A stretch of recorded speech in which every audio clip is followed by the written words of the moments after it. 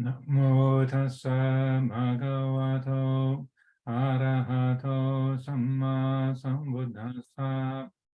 Namo tassa bhagavato arahato samma sambuddhassa. Namo tassa bhagavato arahato samma sambuddhassa. Buddhang dhammang sanghang namasami. So the theme for today, what was requested, was Unshakable Faith, and this is a topic I feel it's good to explore, particularly because in the West, the word faith in English often implies a quality of belief, and that they're often sort of merged together, that if you have faith in something, you believe in something. People, when they're talking about religion, they'll say, do you believe in God, or do you believe in Buddhism?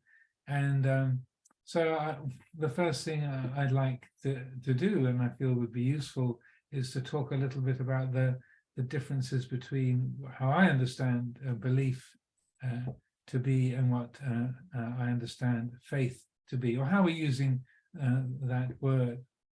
So the Pali word for faith is saddha, and that can also be translated as confidence. It's also a quality of trust. It has those aspects to it as well. But the word belief, to me, when using the word and the way most people seem to apply it in English, in the world generally, is it's how the mind relates to the unknown. It's one of the ways we relate. When we don't understand things, we don't know how things work, we don't know what's going on, and so we create a belief as a set of ideas or opinions, a set of images or structures that we think is the reality, and we're holding on to that. That we don't know, but we're say holding on to that set of ideas as a way of fending off the unknown, to give ourselves a sense of security, and so that a belief in this respect is something that's based on fear and on the sense of self. I believe in such and such, and this is the way it is. I'm sure, but we're not sure, and so these are generalizations, and not everyone would be tending to use the words in exactly the same way. But generally, I would say this is how we understand belief. So it's a set of ideas and opinions, a kind of a map, if you like, that we hold on to keep away that fear of the unknown and the sense of threat of not knowing how things are, not knowing how the world works, not knowing who or what is in charge, and so on and so forth. And so that fear is at the root, I would say, of why we draw upon belief, is to give us a sense of purpose, a sense of order, a sense of meaning, and then often when we are relating to belief, it's a fixed set of ideas, so that you get from the Bible, or from the Quran, or from the Hindu scriptures, from the sort of social structures of, say, of the Communist Party or Confucianism, or your local beliefs and customs. This is the way it's done. This is what's true. This is what real. This is what is real. This is what matters, and that can be handed down from our parents, the people we grow up with, the elders in our village and our community, what we get through the TV and through the computer and so on and so forth, what we get in the newspapers. So when we talk about unshakable faith, or faith in the say the Buddhist perspective, it's still about dealing with the unknown. It's still about say working with that not knowing, but it's a quality of confidence or trust. But it's in a way it's related to courage and to bravery, because it's the openness of the heart to the unknown. And so when the heart meets the unknown on the basis of fear, trying to protect me, on a basis of how's it going to be for me? I've got to protect me and my concerns and my family and my things. Then that when the heart meets the unknown from a sense of self, the result is fear and oppression. When the heart meets the unknown free of self-view, free of that ego-centered thinking and attitudes, then the unknown, rather than being threatening, dangerous, or unwanted, we're not trying to fill up the unknown with an idea or an opinion or a belief or a plan, but rather the heart meets the unknown and receives the unknown, and the effect is one of mystery or wonderment. There's it's still, you don't know, but that's absolutely fine. There isn't a quality of threat in there, but rather the unknown is appreciated, is acknowledged. We don't know what's going to happen. We don't know how things work. We don't have a clear picture of exactly what's going on and how it all operates. But that's fine. So that when the heart meets the unknown, the universe, when it's free of self-view, then that's the effect of it is a sense of wonder, a sense of mystery, and a quality of spaciousness, of freedom. So it's a very, very different quality to belief. Again, I realize these are sweeping statements, and we'll have plenty of time for questions and discussion. But I feel this is an important distinction to set out from. So when we talk about faith in Buddha Dhamma, then we're not trying to fill up the unknown. We're not trying to explain everything. The Buddha often mentioned in his teaching, there are things that are worth knowing and understanding, like the Four Noble Truths, and that he focused on those principles or facts or qualities that can be understood and can be say applied in a practical way. But a lot of things about life and the universe and everything, he said, why I don't talk about that stuff. I don't talk about the ultimate beginning of things or the nature of an enlightened being after the body has passed away. This is what he called the undeclared. He said, what I have declared is the Four Noble Truths. What I've declared is that there is the possibility of realizing nirvana. There's a possibility of enlightenment. That is possible. And so I've talked about that. What I haven't talked about is all of the 10,000 things, the fundamental origins of the universe, or the natures of consciousness, and so on and so forth. That I left that undeclared. So he very deliberately limited the scope of his teaching to a particular area of knowledge, and he deliberately left the rest unexplained, not talked about.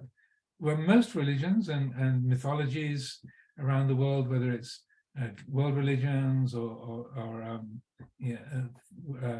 well-known and large-scale religions, or more local mythologies, often they'll have stories that explain where the universe came from, how humans came to be, where we come from, where we're going after we pass away, and what's the way to live skillfully. And they have a lot of stories and explanations, often some philosophical descriptions of how it all operates. But most of that, the Buddha just left aside and said, you don't need to know that. That's not going to be helpful. So this quality of mystery, rather than being an unfortunate intrusion on our life, the Buddha's approach was like, yes, most of it's mysterious. But that's not a problem. Life is mysterious, and you can let it be that way. But what is important is this particular area of attitude and action and speech, and the capacities that we have in this life to change the way that we see, the way that we think, the way that we relate to the world. And that area is what we would call the development of the Eightfold Path, and the realization of the Four Noble Truths. That's what he wanted to focus on. And then there's that famous encounter when he was in the Simsapa forest outside of Kosambi, and he picked up a handful of Simsapa leaves from the forest floor, and he said, monks, what do you think? What is greater in quantity, the leaves I have in my hand, or the leaves on the trees in this Simsapa forest? And of course they said, Venerable Sir, the number of leaves in your hand is very small. The number of leaves on the trees in the forest are very, very great. And the Buddha said, exactly. What I know is comparable to all the leaves on the trees of the forest. What I teach you is comparable to the leaves I have in my hand. And why do I only teach you this one little handful, this one sort of small cluster of principles? It's like, because this is what's really going to make a difference. The rest, you don't need to know about, you don't need to be concerned about. So I feel this is a helpful aspect to reflect upon, to consider with regards to faith and belief, because in Buddhism, we're quite deliberately not trying to fill up the unknown with our ideas of the known, but rather we are consciously letting most of life be utterly mysterious and wonderful and inexplicable. Fine. So what we focus on is the essentials and where we can make a difference.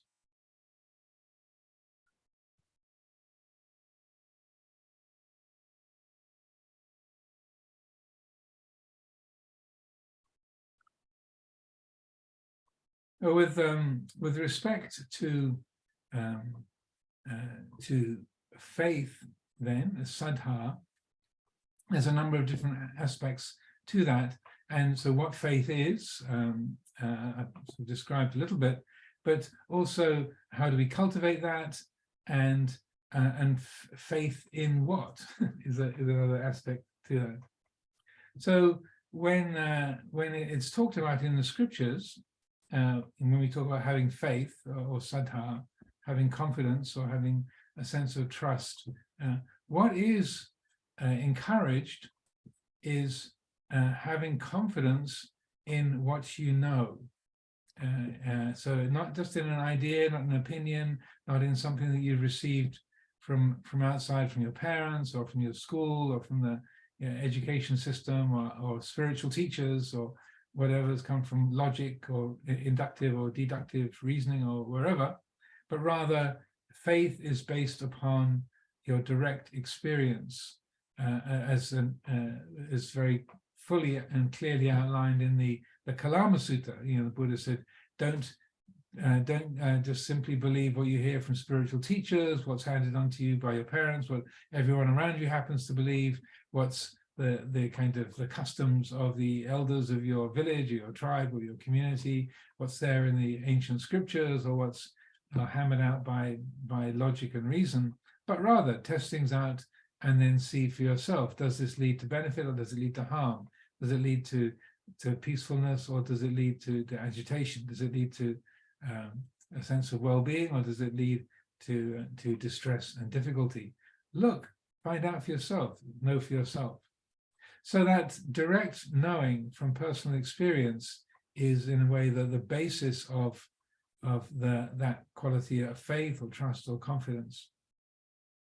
So it's not a faith in an idea, or a spiritual figure, but fundamentally it's based on your own experience and the impact that those practices of meditation or of reflection or of hearing the teachings have had upon your heart, upon your mind.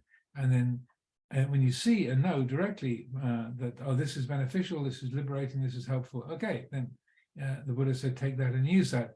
And if it leads to confusion and disharmony and difficulty, then leave it aside. So in the suttas also, when it talks about faith or confidence, having that unshakable faith, the usual phrasing is that such a person, such a one, has unshakable, unwavering faith in the Buddha, the Dhamma, and the Sangha. And then over and over again in many different places in the scriptures, then it says the standard qualities, the Buddha guna, Dhamma guna, Sangha guna that we recite in our daily chanting. So those of you familiar with the Pali, iti piso bhagava arahang samma sambuddho vijja charana sampanno sugato lokavidu anuttara purisadhamma sarati sattadeva vanusanam buddho bhagavati. So the qualities of the Buddha, that we recite. He is awake, he is holy, he is the unexcelled teacher of beings that can be trained, and so forth. So that then that's the standard form is like a person has unwavering, unshakable confidence that the Buddha is enlightened, and that the Buddha has these qualities. And then the Dhamma, apparent here and now, timeless, encouraging investigation, leading inwards to be experienced by each wise person for themselves. That's a confidence in the Dhamma. Confidence in the Sangha, those who have practiced well, those who have practiced directly, those who have practiced insightfully, those who have practiced with integrity. That is the 4 pairs, the 8 kinds of noble beings. These are the Blessed One's disciples. So that's the standard formula when that quality, when unwavering, unshakable faith is described. So that's definitely there. Like if any of you have looked up in your sutta books before this Dhamma talk to explore the subject a little bit before having the presentation, then that's what we come across most of the time. So that's quite a familiar formula, but I feel that when we're talking about unshakable faith, it needs to be an unshakable faith, not just in the words of iti piso bhagava arahang samma sambuddho, the Buddha absolutely pure, and so on, but it's a confidence in that quality as an attribute of your own citta, your own heart, your own mind. When we talk about those attributes of the Buddha, the Dhamma, and the Sangha, the languaging of them is quite sort of stylized, and it's quite external. It's quite external. It talks about the Buddha as Gautama Buddha, who's lived 2,500 years ago. The Dhamma, qualities of the Dhamma, and the qualities of the Sangha as the enlightened disciples. But what I often stress, and those of you who've been on retreats with me or been here at Amaravati or at the Payakiri Monastery will know that myself and others, as of the teachers, we often stress how what makes the 3 refuges, really safe places. It's not just because it's a set of words that we recite, or the qualities that we admire as a sort of a poster to put on the wall, or some words to put on the fridge or on a T-shirt, or like, this is what I believe in, this is what I look up to.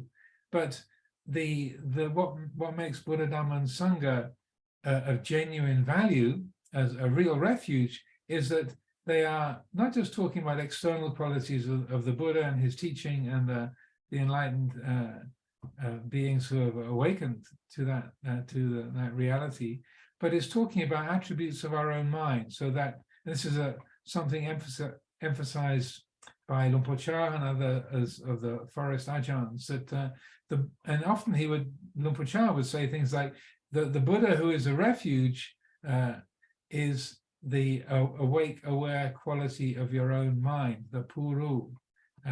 So the Buddha, Gautama Buddha, who lived 2,500 years ago, he's gone. That when we talk about the Buddha as a refuge, that the real refuge, which is accessible here and now for everyone, is that quality of awareness. And he would sometimes sort of point at a Buddha Rupa and saying, the statue's not a refuge, the word Buddha is not a refuge, the history of the life of the Buddha is not a refuge. These are just words, they're ideas, or just a statue made of metal or stone or wood. What makes a refuge, a safe place, is something that's accessible here and now and genuinely provides a quality of stability, of say, security, of protection. So when we talk about unshakable faith, even though it's characterized in this kind of stylized way, the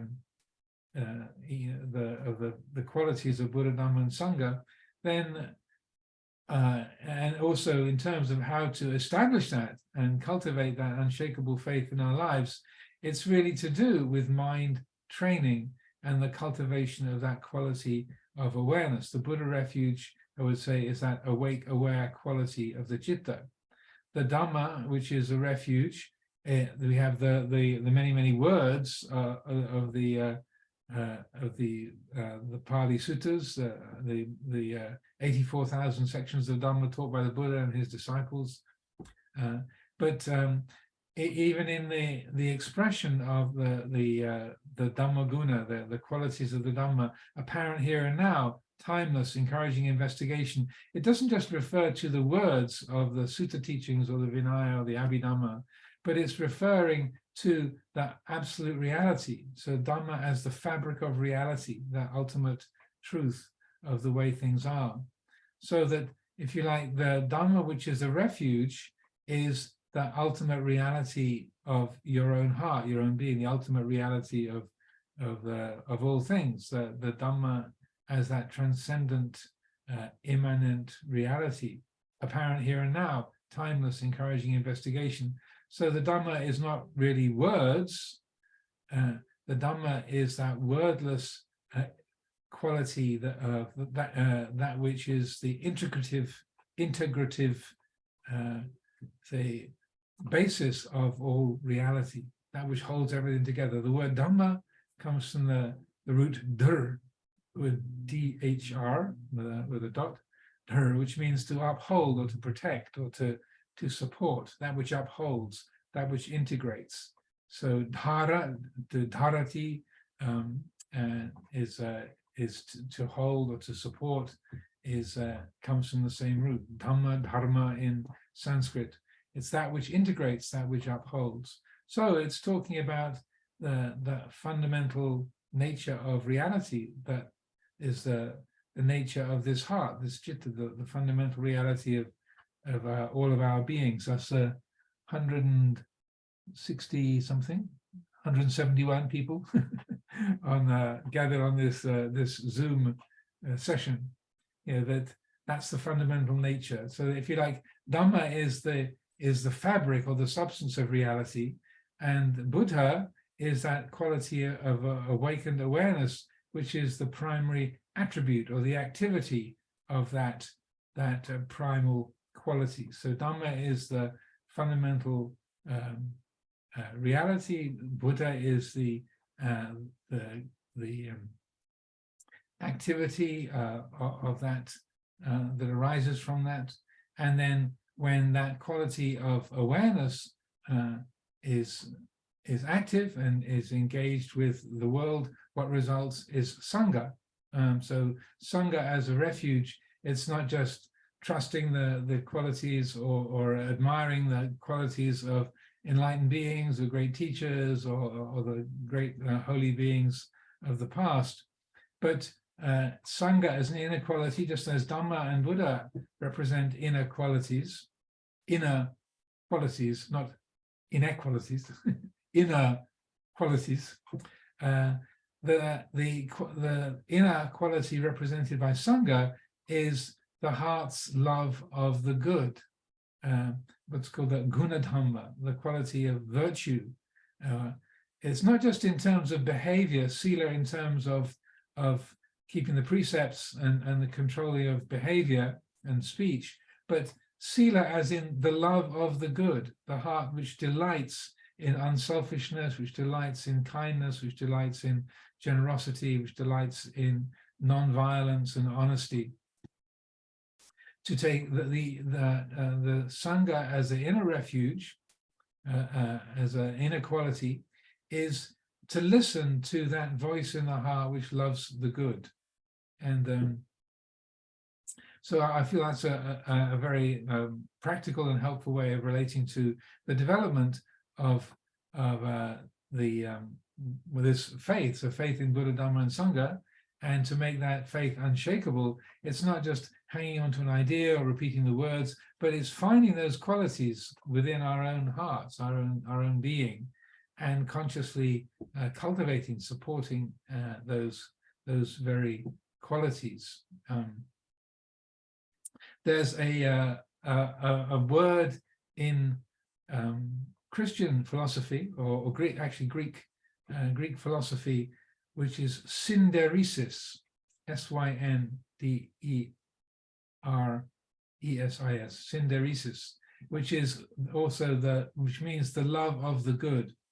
And it's not a common word in English. If any of you for whom English is not your first language and you think, oh, I never heard that one before, probably most of you for whom English is your first language, you're probably thinking exactly the same. Oh, never heard of that one before. Unless you've heard me talk about it, probably.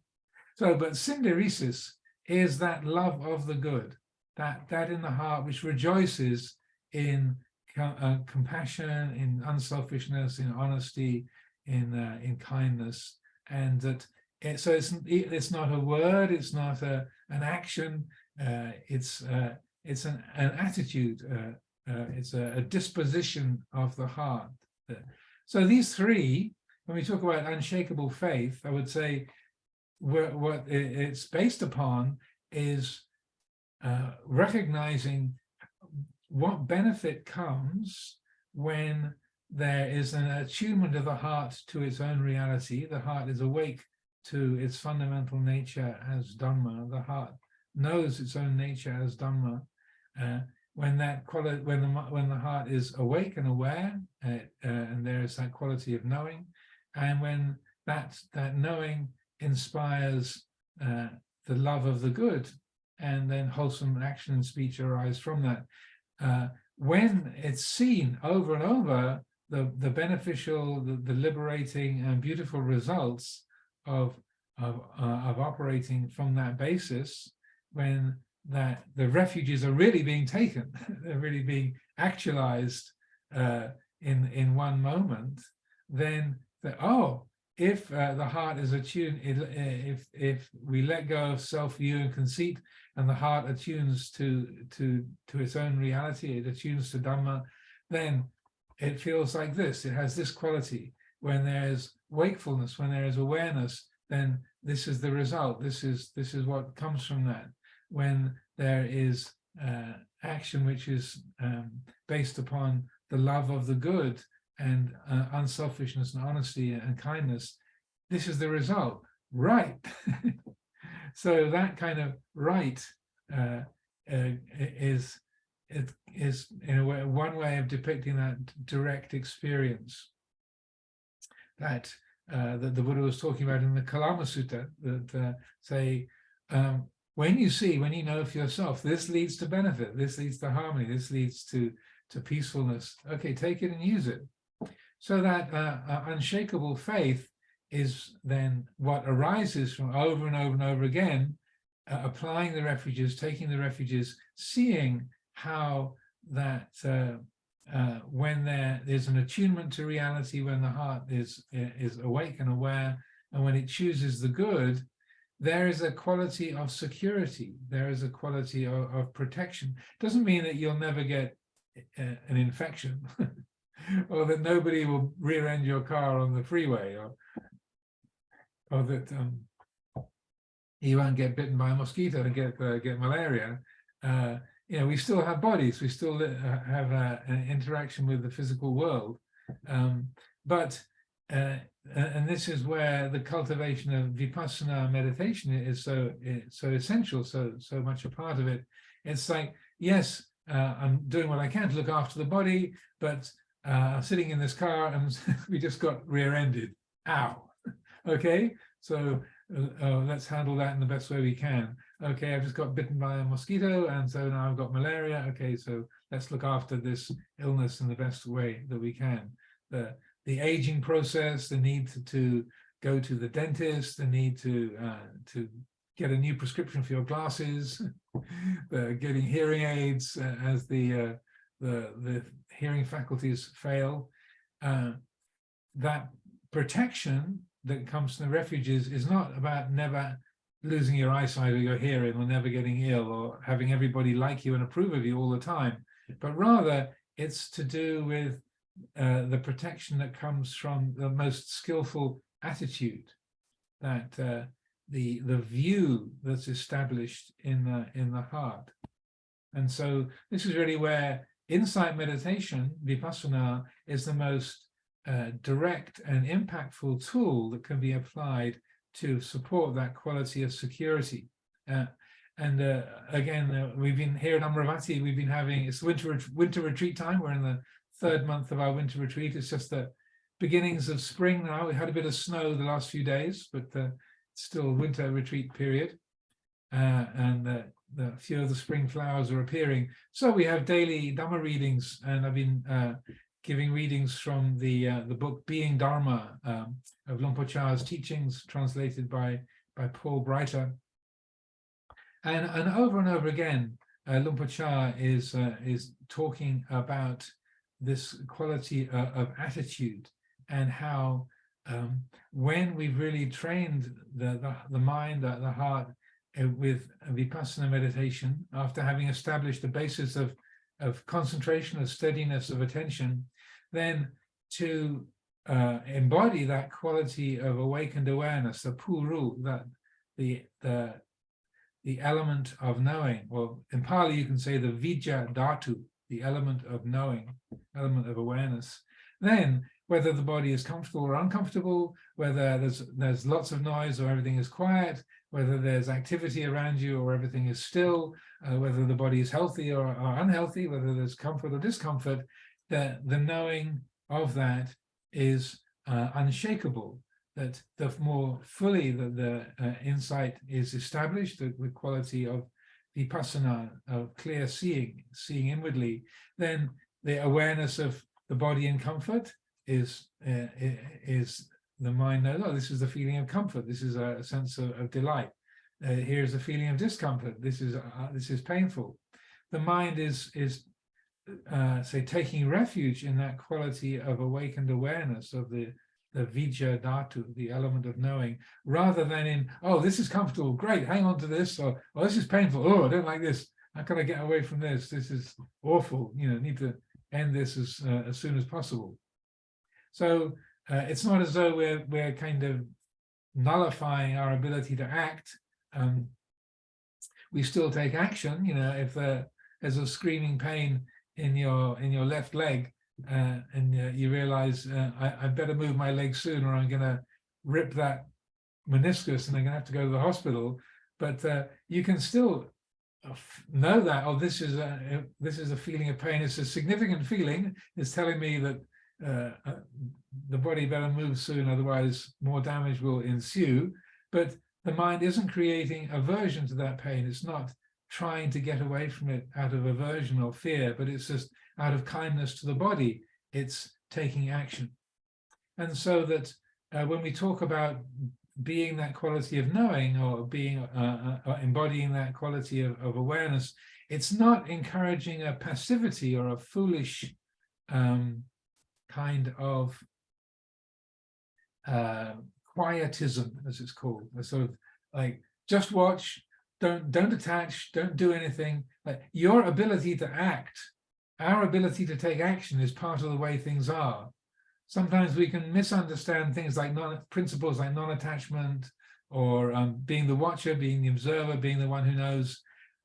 The mind can be fully aware of itself taking action. That taking action and making choices is not an intrusion or a distortion of the way things are. It's part of the way things are. And an example I like to give of this, which I feel is very significant, speaking about physical pain. So when the Buddha was in his later years, he had chronic back pain. And those of you who are familiar with the suttas know that there's quite a number of instances, maybe 8 or 10 times, where the Buddha is giving a Dhamma talk, and then he turns to, it might be Ananda or Sariputta or Mahakassapa or Revata, one of the great arahants, and he'll say, Ananda or Sariputta, Kachana, the assembly is still awake and alert and attentive. My back is paining me. I'm going to go and stretch my back. The assembly is still awake. You carry on giving a Dhamma talk. So not only the Buddha is fully enlightened and incapable of creating suffering, but still he's taking action to deal with the chronic pain of his back, to the point of saying everyone's still wide awake and they're alert and attentive. So I'm going to go and stretch my back. You carry on giving a Dhamma talk. And it's not just one instance. There's like 8 or 10 different occasions where the Buddha does that with different elders. So I feel that's very significant, that the Buddha is incapable of creating dukkha in his mind, but he's prepared to take action to sort of break off in the middle of a Dhamma talk to go and stretch his back because it's painful. And so that's an appropriate thing to do to look after the well-being of the body. So I feel that's a great example for us, and in terms of how to establish this quality of awakened awareness and let that awareness inform our choices, inform our actions. That, again, just to say it one more time, Tatiyampi, yeah, when we talk about being the one who knows, or being aware, being the watcher, being the observer, it's not a kind of numbness. It's not a disconnecting the capacity to speak or to act or to change posture or to engage with the world. And that's the kind of quandary of Hamlet in his famous soliloquy in Shakespeare's play. To be or not to be, that is the question. Whether it is nobler in the mind to suffer the slings and arrows of outrageous fortune, or to take arms against a sea of troubles and by opposing end them. So forgive me for Shakespearean English, which I know is not easily interpretable by everybody, even if English is your first language. But so this Shakespeare spells this out, this kind of dilemma of, should I take action and kind of go against the world, take arms against a sea of troubles, and by opposing end those troubles? Do I contend against the world and fight against the way the world is, or do I take up a position of passivity, suffer the slings and arrows of outrageous fortune, just switch off, disconnect, just let it happen and not do anything? So perhaps Shakespeare understood that it isn't really only those two choices. It's not just surrendering to the way the world is and being passive in relationship to the way the world is, or contending against the world, but rather the middle way, and maybe that's what the Shakespeare was aiming at as well as the Buddha's teaching. The middle way is working with the world on a basis of mindfulness. Where the heart is attuned to the way things are. When it's time to go stretch your back, then you go stretch your back. When it's time to speak up and help a member of the family, then you do that. When it's time to be quiet, you can do that. But just to underscore this quality of refuge, and particularly refuge in awareness, that awareness informs skillful action. So when when the mind is awake to the way things are, what arises is skillful action.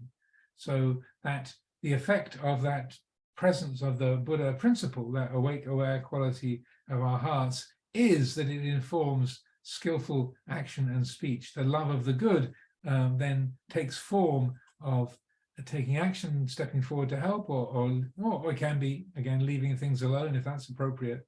But it's that being awake, being aware does not imply a kind of nullification or passivity or a disconnect in an unskillful way.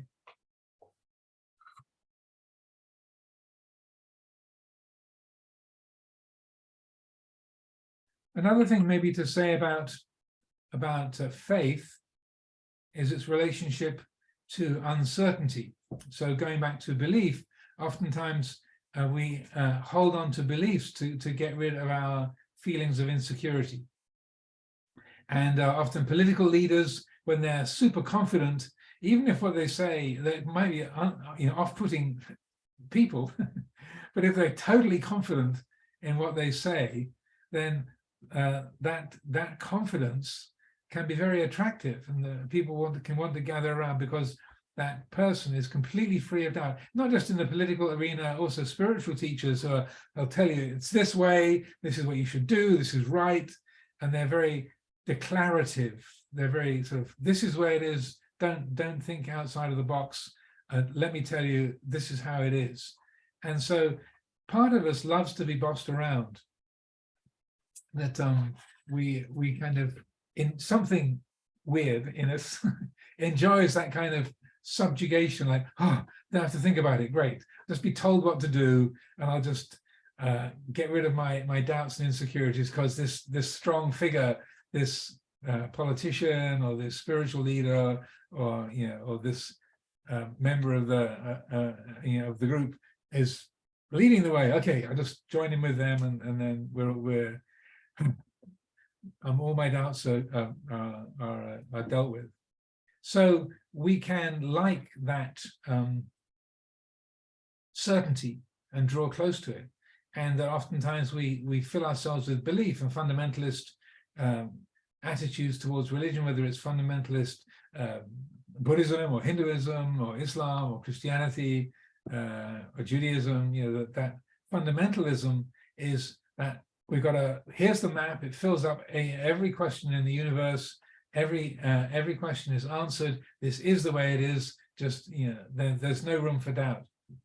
So faith in saddha in Buddhist practice, and as I was saying, its relationship to wonderment and mystery and openness to the unknown, that rather than uncertainty being a kind of unwelcome intruder, something that you're trying to get rid of because you've got your opinions and your belief system that keeps all of that at bay, then the Buddhist approach is very, very different. And so that uncertainty, not as a kind of anxious, agitated, what am I going to cook for supper? Or what was that meeting I was supposed to go to? Well, I wrote a note somewhere. Where did I put my note? Oh, I know I wrote it down. Where did I put my sticky note? That kind of uncertainty is obstructive and unhelpful. But in Buddhist practice, again, this is very, very regularly a theme of Luang Por Chah's teaching, is that the quality of wise investigation, wise reflection, challenging your opinions, challenging your perceptions, challenging your judgments, to whenever you label something, this is good, to ask, is that so? Is that a sure thing? This is awful. Is that so? Is that a sure thing? This is just what I wanted. Is that so? Is that a sure thing? Okay, now everything is really in good shape. It's going to be downhill from here on. Is that so? So the conscious cultivation of uncertainty, the anicca sanya, is a gateway to wisdom. So rather than pushing every kind of uncertainty away with a belief or following a strong leader or a kind of a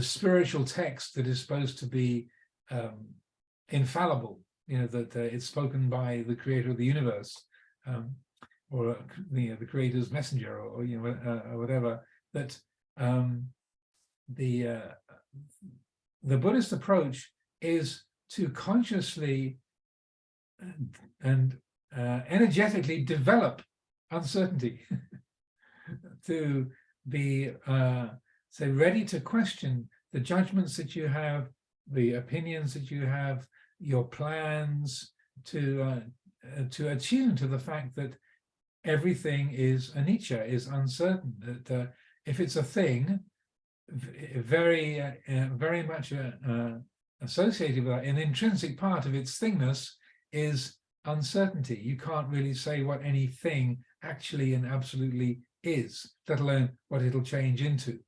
And not to get too embedded in the philosophical explorations, but the word thing is an approximation. It's talking about a process. You can say this is a pen. Well, it's a collection of plastic and metal and chemicals that form ink, and it was put together in Japan. This is a Japanese pen, and so it's a pen at the moment, but it's in a state of change. The elements have come together and they've been marketed, and it's here in my kuti at Amaravati, and it's called pen in English. But one day the elements will break up, the ink will run out, it'll go into the bin and the landfill, the recycling, and then the elements will change again. So this is actually not really a thing.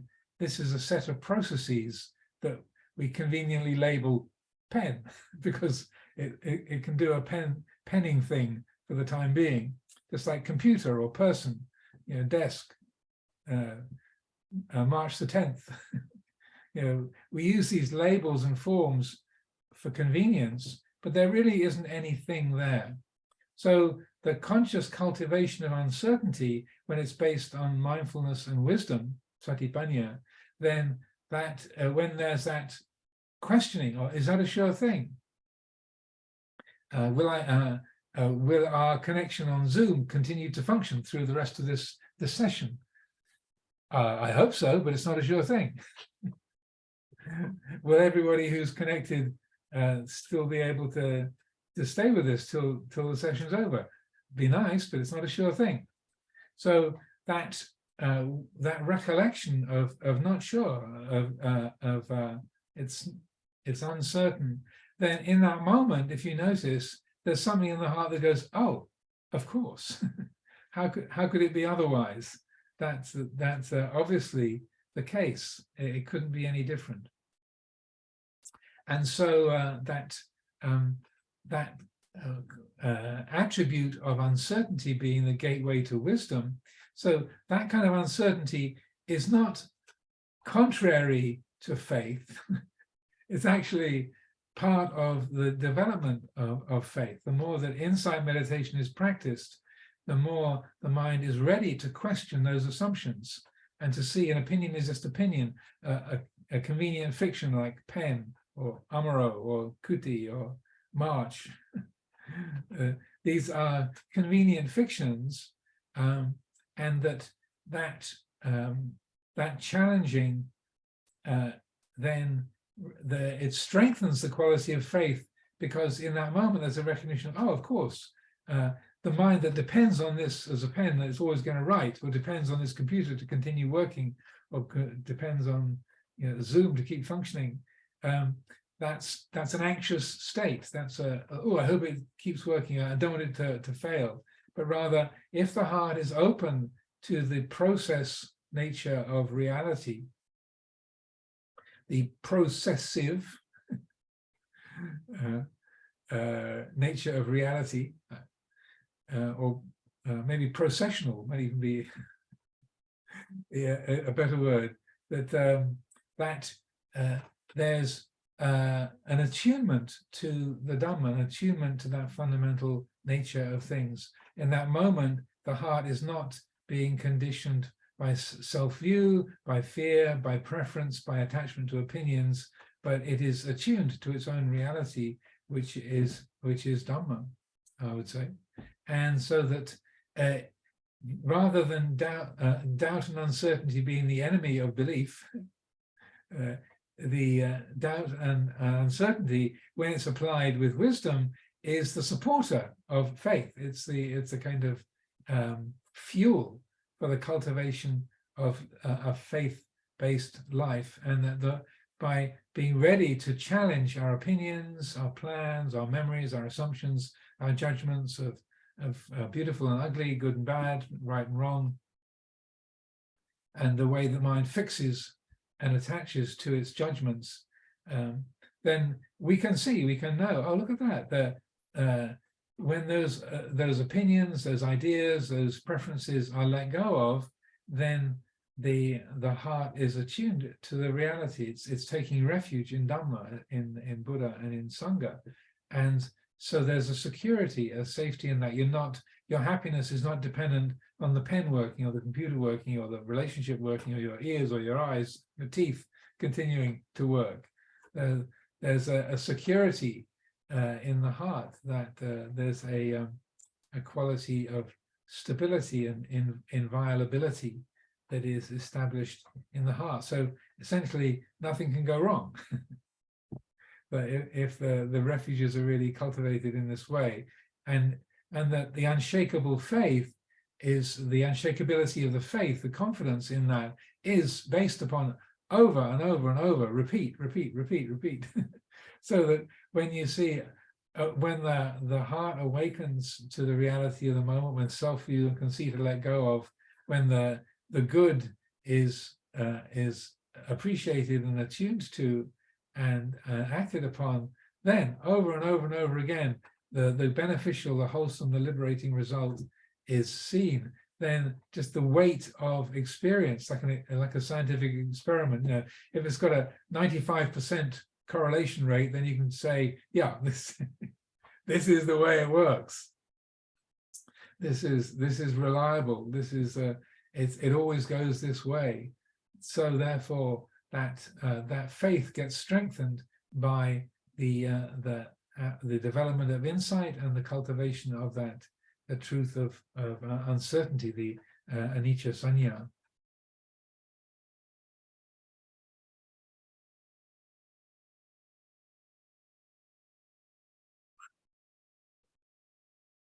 So these are a few themes to reflect upon, and there's a lot that could be said, but I see we're getting towards 2:30 in the afternoon. I think it's 2:25 here in England. So I'll let those words be sufficient for my offering, and then we can open things up for some questions and for discussion. Anyone?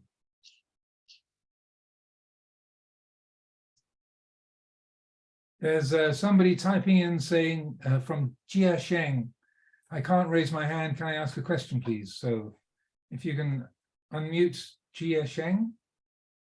Hi, Ajahn. Thank you so much for your sharing. Yeah, Ajahn, I have a question in relation to Unshakable Faith. What is your advice for, let's say, someone who has the faith shaken, especially in the context where the source of Dhamma since young has been a particular Dhamma teacher, and they have committed, let's say, some immoral acts, and because of that, the whole core of what we have learned since young has been demolished in that sense. And whenever what has been demolished?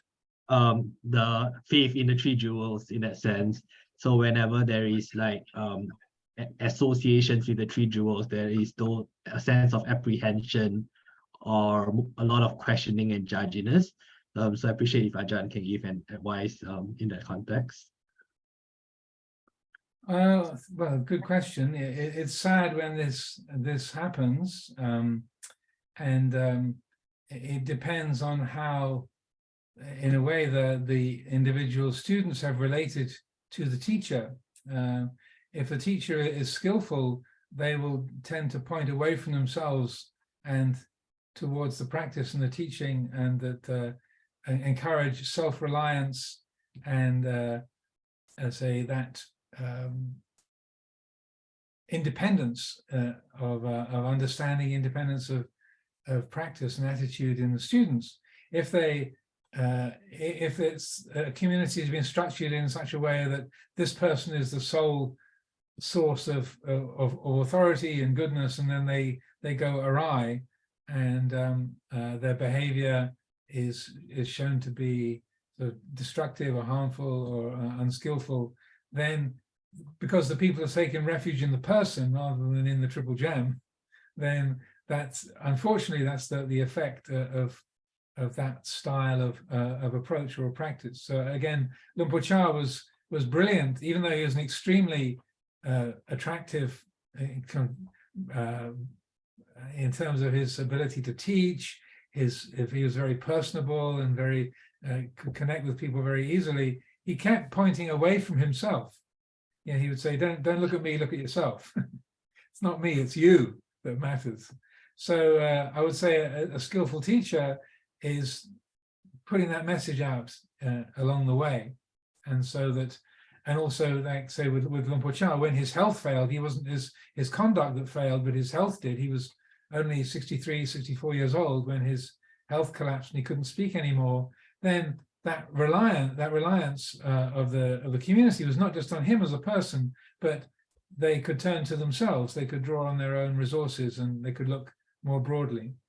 So I think it's not an easy thing to deal with, but I would say what would be most helpful to encourage is to say, well, maybe we did look too much at the teacher and made too much of that, and we should have been putting more emphasis on our own practice, our own understanding, and not sort of held that person up in such a high way, or that was a mistake on our part. It's a kind of sobering lesson, if you like. It's like, okay, next time, be more careful. And that the Buddha did talk about people who misuse the faith of their students and take advantage of others. He said that's one of the kinds of great thief. As a kind of a harsh language that he used. A great thief. You're stealing the faith. You're stealing the goodwill, the good hearts of the people. So it's a challenging kind of expression that the Buddha used, but I think it's very accurate, because if someone's in that role to be inflated, or because they like the fame, or they like the power or the influence that they have, then it's going to have a painful result. And if they are behaving in a way that is unskillful, and then they are misusing that devotion, that faith, that confidence that people have in them as a teacher, then it's particularly destructive. So the Buddha named that as a particularly destructive kind of action. That's why in our monastic rule, to falsely claim that you're enlightened or that you have accomplishments is a defeat. Is a defeat rule. The fourth parajika is to claim that you're enlightened when you're not enlightened, because, and the Buddha says you're stealing the faith of the people, the many folk, and such a one is one of the great thieves in the world. So I would say, in response to your question, it's okay. It's a painful lesson learned. I would say it's not the triple gem that is at fault, but maybe the way that the community was structured, or the leadership form was established, and okay, next time let's be more careful. Let's they learn the lesson. Once bitten, twice shy, as they say. So I hope that's helpful in respect to this. Thank you, Ajahn. So, Dhammika, please unmute your microphone. Thank you. Thank you, Ajahn. Ajahn, you mentioned about faith versus like to be bossed around. My question is there somewhat we need to, when we have a teacher, we need to let them boss us around a little. At the initially, I mean, Do you understand what I'm saying? Or I think I understand. Well, I wouldn't want to presume about your particular community or how the sort of leader or leaders operate. There's a difference between being polite and respectful, and then, as they say, craving subjugation. This is a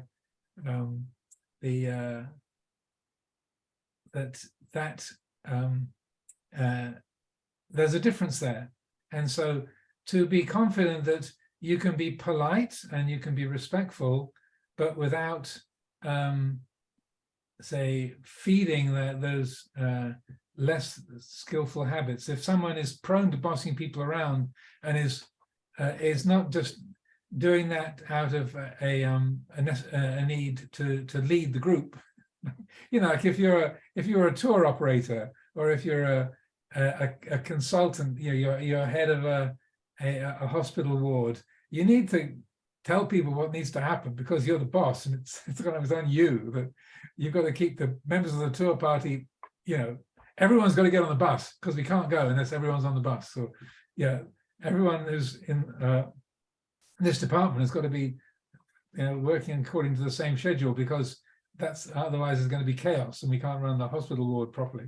So if the kind of directions are being given based on practicality, like I've got the job of being the consultant, or the head of department, or I am the tour guide. Okay, I've taken on that responsibility. Right, I've got to be the mother hen. I've got to herd the chicks here. Then that can be done, but with a skillful and compassionate attitude. If it's drifting into inflation, like I'm in charge here, you've got to do what I say, then I would encourage a bit, not to be sort of divisive or create problems, but I would encourage a bit of caution in the group. Say, well, that person, they really like being in charge. Okay, well, they do a good job, but woof, there's some elements of this that are not very helpful for everybody. So I would say, if you're part of a group and that somebody is the leader, yes, you want to be a good team member. You want to sort of, yes, get on the bus at the right time, or follow the schedules as agreed. But also part of the health of a system is the people in the group being able to give feedback to the people in the roles of leadership. And that it's kind of interesting in the Vinaya discipline that the book of the discipline that's called the Mahavagga, the first 60 or 70 pages describe the Buddha's enlightenment, and then the arrival of the first disciples, and then Venerable Sariputta and Venerable Mahamoggallana coming to join the Sangha. Then the first part of it, where it starts to talk about the establishment of rules, it talks about the teacher-student relationship. And one of the interesting things is the duties of the teacher towards the student. And then it goes into the duties of the student towards the teacher.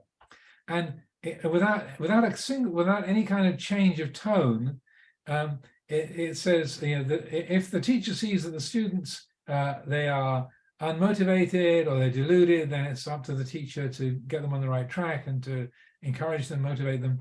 But if the student sees the teacher is off track, then it's the duty of the student to give feedback and to help the teacher. And there's no change of tone. It's like whether the student is kind of 30, 40 years younger than the teacher, there's no comment, no mention of that. It's like the duty of the student, if they see the teacher is losing their way, then it's their duty to give feedback and make input in a skillful way. And so part of the health, and that's always struck me as extraordinary and wonderful, that part of the health of the system is it's not just top down, but it's it goes in both directions, that the student, the parent helps the children help the parent, the teacher helps the students help the teacher. It's not just in one direction. If the person who's leading things is totally closed to any kind of input from anybody else, then I'd say it's likely to be troublesome. Again, I don't know your community, or I wouldn't make presumptions, but if it's like, you can't tell me what to do, I'm in charge here, you obey me, then it's like, okay. and then make your own choices based on the appreciation of that one-wayness. Thank you, Ajahn. Maybe it did not come out right. I did not really mean to be bossed around, but maybe have more faith in the teacher when they say something, because at the beginning, it's more difficult, I find, to pick a teacher and stick with the teacher. So that first, like, initial period to believe, like, trust them. That's more likely what I wanted to mention, but thank you so much, Ajahn. Well, but in that respect, I think just using your intuition. Okay, well, does this make sense? Or does it not? Well, some of it felt really great, but part of it was like, what was that about? Well, enough of it made sense and felt good that I'll keep showing up and see how things develop. So that I really encourage a kind of exploratory, experimental attitude, rather than, okay, this person is the one, I should believe in them, I've got to trust everything they say. No, it's an exploration, and again, the Lumpur Cha would encourage that, and he also, one of the stories about the Buddha that he often quoted, it's a kind of combination of stories of different events in the Buddha's lifetime, but the way Ajahn Chah would tell it, he'd say that one time the Buddha was giving a Dhamma talk, and with Venerable Sariputta next to him, and at the end of the talk, then the Buddha said to Sariputta, have you ever heard me give this teaching before? And then Sariputta said, no, I haven't. And the Buddha said, I've never heard it before either. It occurred to me as I was speaking. And so then he says to Sariputta, so do you believe that what I was saying is true? And then Sariputta says, not yet. And so it sounds like, oh my goodness, the chief disciple is insulting the great master in front of a whole crowd of people. How rude, how disrespectful. But then the Buddha says to Sariputta, so why is that? He said, well, even though you I have total faith in your enlightenment, and you're my teacher, and I'm your chief disciple, so even so, I haven't had the chance to test this out and see whether it's true for myself. Therefore, I don't take it. I don't believe it yet. I don't take it to be true just yet. And the Buddha said, good, Sariputta, good. This is exactly how you should operate.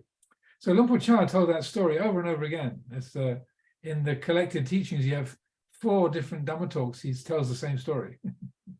And so he emphasized that, explore, find out for yourself. Don't just take things on authority. So it's not being disrespectful to say, I don't know whether this is true. I don't know. I'm not sure about this. With Sariputta sitting next to the Buddha and saying, I'm not sure if it's true. but and then being praised for that caution. And so that I would say, test things out and don't feel that it's disrespectful to hold back or to be uncertain, but to give it some space and see how things work out, and then see what time brings. Thank you so much, Ajahn. Thank you. The next person is Kun P. Sivisawacha. Please unmute you. Ajahn, you talk about the practice that we have to find out for ourselves. Like, we can understand things like in theory about all this, the Four Noble Truths and everything that the Buddha is teaching is like a lot of ideas, on non-self and all that. But how do we practice to really realize what it is? I mean, if you do Vipassana, it's not that easy. We don't really know how to. I mean, are you saying that we meditate and suddenly we would, it's not that easy to understand like the way the Buddha found the truth? So how do we go about to try to do this, to understand? Well, I would say there are good teachers of meditation, insight meditation, good reliable teachers. If you've got friends that are like-minded that also want to develop a quality of understanding and use the teachings and the practice in a good way, draw close to like-minded friends, draw close to good teachers, sign up for meditation classes, meditation retreats. You know, life is short, and that it's the drawing close to good people, listening to the good teachings, cultivating the ability to reflect. These are all essential. You know, when the Buddha talked about what is the basis of liberation, sort of in the numerical discourses, the Anguttara Nikaya and Sutta number, in the Book of the Tens, I think it's Sutta number 61. He says that, you know, the root condition for liberation and for dispelling avijja, ignorance, is good friends, sappurisa sangseva, drawing close to good people. That's number one on the list. So find like-minded people who amongst your friends have similar interests, similar inclinations. Get close, join a group, have a meditation practice, sign up for retreats, listen to, I mean, on the Dhamma resources online are enormous, thousands and thousands of Dhamma talks, recorded retreats, and the materials are very widely available. So yeah, draw close to good people and listen to good teachings, and put in the effort, and then the results will follow from that. It's difficult to do it on your own. I speak very much from one of the main reasons I'm a monk is that I wouldn't have a hope of any kind of success if I was trying to do this by myself. I'm very, very happy to admit that you know, I need friends. I need like-minded people around me that say embodying that same kind of value system makes a difference. So and that's not a small point the Buddha is making. Right at the very root of liberation and peace and freedom is drawing close to good people. So that would be my primary encouragement. Thank you. Next person, is Lulu. Hi, Ajahn, and I'm pretty new to spirituality. So, the question I have may or may not relate to today's theme, but I'm just curious. I think back in January, I attended a yoga teacher training, and during one of the meditation practice, I heard this voice in my mind saying that, you know, I surrendered to higher purpose, and I wasn't sure what is that about, and could you enlighten me a bit on that? Well, interesting. So where was this retreat? Was it an online one, or was it? It was a physical yoga teacher training at Bali. In Bali. Well, the words themselves sound like they come from the one of the principles of the 12-step programs, to surrender to a higher power rather than higher purpose. So, which is interesting, curious. But you know, the way that our mind, our heart works is that for all of us, I would say, and this is a bit of a sweeping statement, but we all understand life a bit better than we realize that we do. That what we call our intuitive wisdom, our sense of intuition and our feeling for how life works, that we're a lot more in tune with things than reaches the surface. And sometimes in meditation, or sometimes in dreams, or sometimes just being in a quiet place, you're off on a cliff-top walk and you're just sitting there on a log looking out over the ocean, and suddenly a voice appears in your head, or everything goes very quiet and spacious. And so I would say that again, I don't know you, and this is I wouldn't pretend to be able to be reading your mind, but it sounds very much like that is an intuition in your heart, in your mind, that at that moment was able to come to the surface, and that and it was a something that took shape in the form of words. I would say it's not necessarily another entity, another being, like a deva or some kind of spirit talking to you, but I would say it's Lulu talking to you. Okay. It's the voice of your own intuition, your own heart, your own inner oracle. And that also in meditation, that when I was talking a bit about wise reflection, one of the things that we can do in our meditation practice is to consciously call upon that intuitive wisdom. When the mind is quite quiet and still, and then say there's a particular aspect of your life, a particular conflict you're in, or a particular possibility that, oh, is it good to go this way or that way? And so you can use the meditation to let the mind be as peaceful and calm as possible, and then to ask a question, like consulting the oracle. Say, what would be the most beneficial way forward? Kind of asking your own heart, as it were. And oftentimes we're so busy up in the kind of the thinking box, and there's so much activity that we don't allow that intuitive sense to come to the surface. But we can use the meditation for that.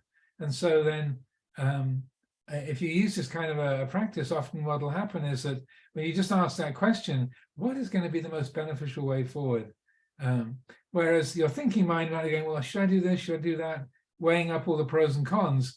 When you actually sort of clear some space and consult your own heart, then it's like, duh, you're right. That's what you really want, and oh my goodness, look at that. And it's not always that way, so I wouldn't want you to presume that, but often just clearing a bit of space mentally and physically, then that can allow those intuitions to come to the surface. Sometimes it's only in a dream, that the kind of mental realm is so busy and active during the waking state. It's only in the dream world that your Auntie Josephine comes up to you and says, what are you doing wasting your time here? What you really want to do is X, Y, Z. And they go, oh my goodness. And it was, I would say, it's not your Auntie Josephine coming to visit you. I didn't even know if you have one, but I have one.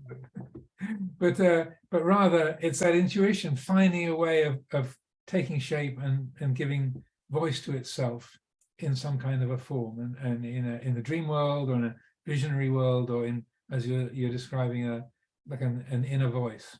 And often they're quite trustworthy in the content, but also you do need to tread carefully. But so I think it's a good idea. It's good that you asked the question of someone who's got a little bit of experience in that field.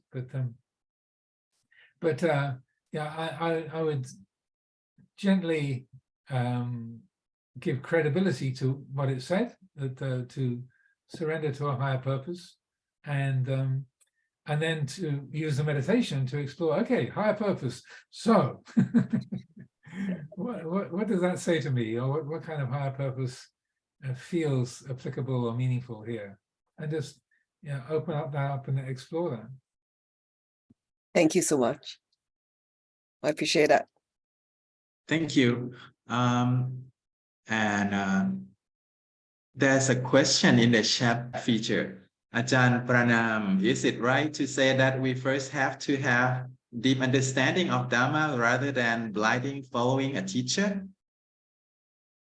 It's from Rajinder Kashru from Delhi, India.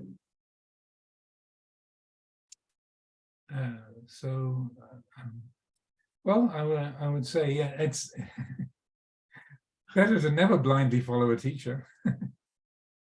But yeah, it's good to use the powers of discernment and discretion to before following a teacher. I wouldn't say you have to have a profound understanding. I think a bit of understanding or a bit of interest. I mean, I had never even opened a Buddhist book before I walked into Wat Pah Nanachat. So I had no knowledge of Buddhism basically when I walked into the monastery, and then I decided I wanted to become a monk, you know, less than a month later. So I had no knowledge of Buddhism or never read any Buddhist texts in my life. So I didn't know much. So, but I would say you don't have to know much, just to know what is making sense to you, what feels like it's helpful and beneficial. But I would definitely, in terms of following a teacher, say, okay, well, tread cautiously, okay, listen, and if things make sense, then test them out, use them, see if you can follow them up in a good way. But blindly following and just taking things that a teacher says to be absolutely true, I would tread carefully. I think that's never a good idea. Just because someone is confident and seems to have all the answers doesn't mean to say that they do. It's talk is cheap, as they say. It's very easy to talk, but you have to back it up with the reality. Talk is cheap, and so that I would, even if someone is very confident, very impressive, very eloquent, very erudite, big deal, you know. That's not the whole thing. So I would be cautious about any kind of blind following.